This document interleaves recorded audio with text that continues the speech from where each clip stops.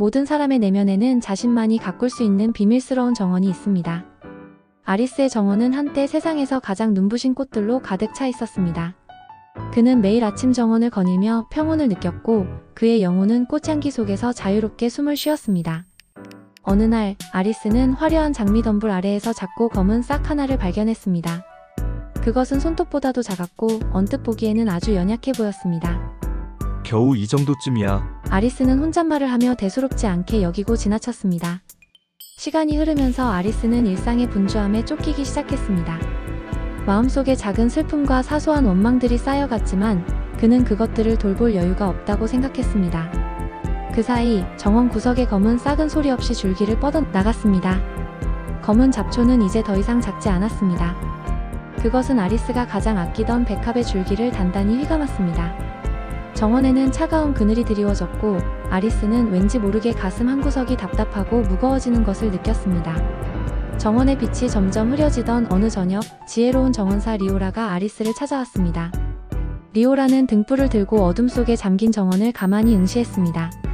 그녀의 눈에는 아리스가 보지 못한 정원의 아픔이 선명하게 보였습니다. 리오라는 거대하게 자라난 검은 가시덩굴을 가리키며 말했습니다. 아리스, 이 잡초의 이름은 방치란다. 아주 작을 때 뽑았다면 한 손가락의 수고로 충분했겠지만 이제는 너의 온 힘을 다해야 할 거야. 이것이 꽃들의 숨통을 조르고 있구나. 아리스는 겁이 났지만 다시 꽃들이 숨쉬는 정원을 보고 싶었습니다. 그는 가시에 찔려 손등에 생채기가 나면서도 검은 줄기를 움켜쥐었습니다. 생각보다 뿌리는 깊었고 잡초는 쉽게 자리를 내어주지 않았습니다. 리오라는 아리스의 곁에서 함께 흙을 파헤치며 뿌리의 끝을 찾아주었습니다. 혼자서 감당하기 힘들 때는 도움을 청해도 괜찮아. 하지만 이 뿌리를 뽑아내기로 결정하는 것은 오직 너만의 몫이란다. 두 사람의 노력 끝에 거대한 뿌리가 땅 위로 드러났습니다. 마침내 잡초가 뽑혀 나가자 정원 위로 막혀있던 햇살이 쏟아져 들어왔습니다. 어둡고 무거웠던 공기가 거치고 억눌려 있던 꽃들이 기지개를 켜듯 꽃잎을 펼쳤습니다. 아리스는 깊은 숨을 내쉬며 가슴속의 무게가 사라지는 것을 느꼈습니다. 이제 아리스는 매일 아침 정원을 아주 세밀하게 살핍니다. 작은 부정적인 감정이나 마음의 병이 싹을 틔우려 할 때 그는 주저하지 않고 그것을 부드럽게 걷어냅니다.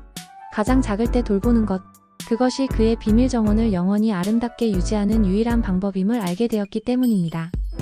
오늘 여러분의 정원 구석에는 어떤 싹이 자라나고 있나요? 아주 작을 때 건네는 다정한 손길 하나가 당신의 계절을 영원히 꽃피울 수 있다는 사실을 잊지 마세요.